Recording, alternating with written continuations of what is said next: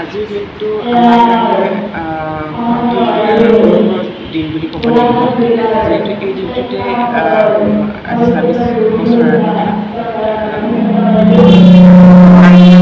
ভাৰতে বিজয় সাব্যস্ত কৰিলে আৰু যিসকল শ্বহীদ হ'ল এই যুদ্ধখনত সকলোকে মই শ্ৰদ্ধাঞ্জলি জ্ঞাপন কৰিছোঁ। লগতে যিসকল যুঁজাৰু আছে তেওঁ বহুত জীয়াই আছে সকলোকো মই কৃতজ্ঞতা জ্ঞাপন কৰিছোঁ। লগতে পৰিয়ালসকলে যিসকলৰ শ্বহীদ হৈছে বা যিসকলৰ যুঁজাৰুৰ পৰিয়াল এতিয়া আমাৰ মাজত আছে তেওঁলোককো বীৰ সন্তান জন্ম দিয়াৰ কাৰণে ধন্যবাদ তথা কৃতজ্ঞতা জ্ঞাপন কৰিছোঁ। যাৰ ত্যাগৰ ফলত আজি আমি স্বাধীন ভাৰতত গৰ্বেৰে আমি জীয়াই আছোঁ। আজি এটা সুন্দৰ পৰিৱেশত আমি জীয়াই থাকিব পাৰিছোঁ তেওঁলোকৰ ত্যাগৰ পৰিণামত।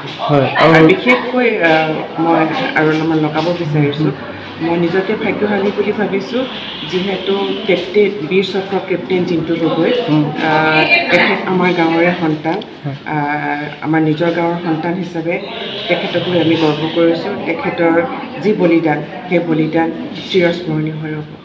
বহুতে আগবাঢ়িছে কাৰণ কেপ্টেইন জিন্তু গগৈৰ কথা মনত ৰাখিয়ে আমাৰ এই অঞ্চলৰ বহুতেই সৈন্য বাহিনীত ভৰ্তি হ'বলৈ অনুপ্ৰেৰণা পাইছে, সাহস পাইছে আৰু অনাগত দিনসমূহতো আমাৰ নতুন প্ৰজন্মই এনেকুৱা এজন বীৰ হ'ম বুলি চকুৰ আগত লক্ষ্য ৰাখিয়ে নিজকে প্ৰস্তুত কৰিছে। গতিকে ভাল লাগিছে।